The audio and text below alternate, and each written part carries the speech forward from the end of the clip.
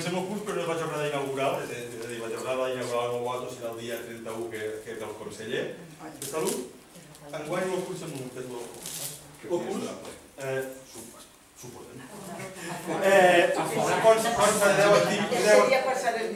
Jo no hi estava, Me sembla que són 10 activitats.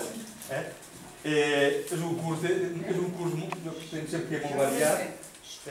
Toca aspectes humanístics, però també aspectes tècnics i científics. I avui per començar està l'escriptor Genís Cinca. Comenceu bé. Comencem bé. S'ha de dir, tot és culpa de la Montse, que diu, el Genís, però si el tenim ocupat, però clar, com a conseller, manen, de manera, no diuen, no l'invitaven, i no contestava. I els preocupa, però vindrà, per dir, doncs comencem, i quan ja teníem tancat en tu, us va dir que venia després del llibre, però és igual, que una activitat més ja ens agrada. El dia de la castanyada. El dia de la castanyada, bueno. A pegar-vos bona castanya. El títol de la conferència és La vida dels nostres metges, amb el qual explica la vida secreta. La vida secreta. Bueno, això és una mica paregut diferent, però allò que feia el professor Bujana a la revista Hano, que deia en la cabecera de los protagonistes de la història. Però en aquest cas particularment dels metges. Bueno, ja ho vist com vulguis, gràcies. Això ho faig aquí de dret o no?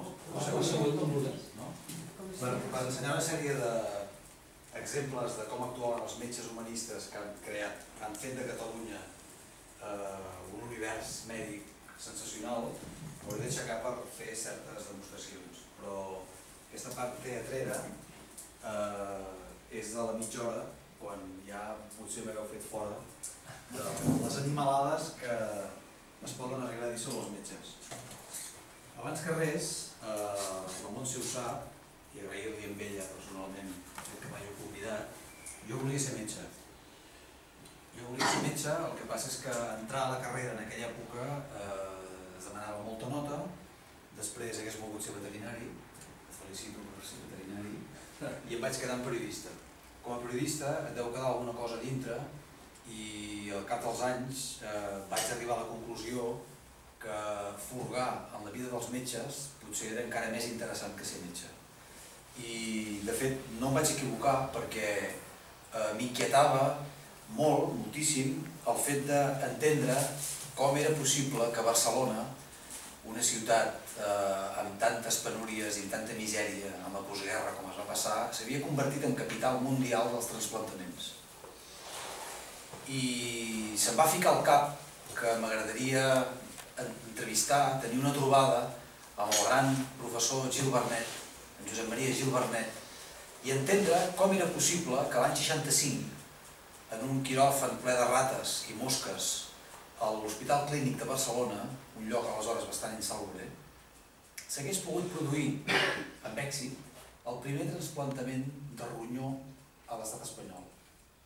Jo entenia, i així com de seguida em va demostrar ell, el doctor Gil Vernet i l'Antoni Caralps, que era l'internista que va actuar, gràcies al qual es va poder produir aquesta trobada sensacional entre dos genis, no només l'operació va tenir èxit, sinó que va ser un inici d'una història que acabaria desembocant en Barcelona, capital mundial no només de transplantament, sinó també de donació d'òrgans, d'una tradició que no existia i que va començar aquest personatge. Doncs bé, els metges, i aquí n'hi ha molts, hi ha una infermera també, però sou un sector realment hermètic, molt endogàmic, en el qual quan un ve de fora com a periodista i decideix que us vol investigar, diuen, home, aquest tio, que no és d'aquí, al tanto perquè a veure què ens descobreix, a veure quines coses...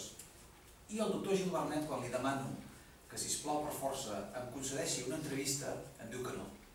Em diu que no perquè ell l'any 65 no només l'havien ficat al quartelillo, que es deia, per haver transplantat un ronyó, un òrgan tou de cadàver ésser vivent, havia tingut molts problemes legals perquè simplement no hi havia cap llei que hagués previst això i que els periodistes s'havien portat molt malament. I que ell no concedia entrevistes. El vaig estar empaitant durant 2 anys, que li vaig enviar cartes, faxos, aleshores encara hi havia faxos, mails, i el doctor Gil Vernet era un home impossible d'entrevistar. Mentrestant, Jo el que vaig anar fent va ser reunir en un llibre, que és aquest, La vida secreta dels nostres metges, una sèrie de personalitats que jo creia que eren les responsables de cadascuna en el seu sector haver convertit Catalunya en un lloc molt privilegiat sanitàriament. Però, quan el vaig tenir acabat, em faltava el doctor Gil Vernet. I el doctor Antoni Queralbs, que és un dels capítols d'aquest llibre, em va dir: escolta, el que has de fer, perquè els metges els has d'entendre d'una manera diferent. Ara t'explicaré el quid de la qüestió. El doctor Gil Vernet, perquè tu el puguis entrevistar, li has de parlar de gossos de caça, li has de parlar de pesca, li has de parlar d'allò que a ell realment l'apassiona, que no és la medicina, sinó les escopetes, el gat. Per tant, compra't el Hara i Sedal, per dir-ho la revista, estudia-te-la bé i un cop sàpigues de gossos de casa i tot això, li has d'entrar per aquí. Bé, doncs un bon dia, ara fa 3 anys, vaig anar a la Reial Acadèmia de Medicina de Catalunya, on el doctor Gil Vernet sabia que assistia a una conferència sobre Ramon y Cajal, que donava l'Antoni Queralbs. Quan el doctor Gil Vernet em va veure, va escapar de seguida, perquè jo puc ser molt pesat, va escapar de seguida de mi i es va amagar al començament de la sala a primera fila per tal que jo no pogués accedir amb ell. I vaig anar, perquè soc molt pesat, i li vaig demanar que per favor després de la conferència em pogués donar una entrevista i em va dir que no, que era impossible. Jo no vaig desistir, em vaig asseure a l'última fila i a la mitja part de la conferència vaig veure que el doctor Gil Vernet s'aixecava per anar al lavabo. I em van entrar les ganes de fer pipí de cop tremendes i me'n vaig anar al lavabo amb ell. Vaig entrar amb ell després d'ell al lavabo i m'hi vaig posar al costat. Els que sou homes, com ho explico això? No, és que això és molt especial. Els que sou dones no podeu arribar a entendre el grau d'estranya intimitat en què els homes fem un riu cara a una paret als lavabos que avui en dia encara existeixen, encara són així. I l'especial que era per mi estar fent un riu al costat del meu admirat doctor Gil Vernet, que l'entrevista del qual en depenia l'èxit d'aquest llibre, perquè sense el doctor Gil Vernet aquest llibre no era res, era el gran geni dels trasplantaments a Catalunya, el que va començar tot això. I em poso a fer un riu al costat, cosa impressionant, perquè el doctor Gil Vernet és molt petitó, molt atlèticament estrafega, tot molt fort, i li dic: tinc un gos, tinc un llebrer a casa que aquest cap de setmana m'ha caçat no sé quantes vegades. El riu es va tallar de cop. Perquè el doctor Gil Vernet se'n va quedar mirant, es va rentar les mans, no va dir res més, i quan jo em vaig rentar les mans al seu costat em va dir: escolti, la conferència que estan fent aquí no és massa interessant, vostè i jo hem de parlar de gossos, pugi al cotxe que ens n'anem.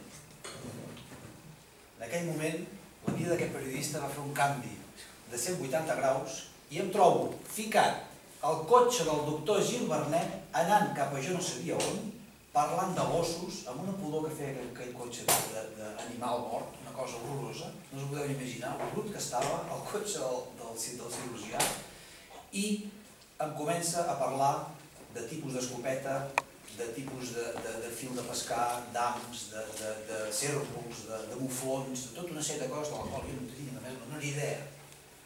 I ell em comença a fer també preguntes, a posar-me amb un autèntic compromís, fent-me explicar quins gossos tenia i tot plegat.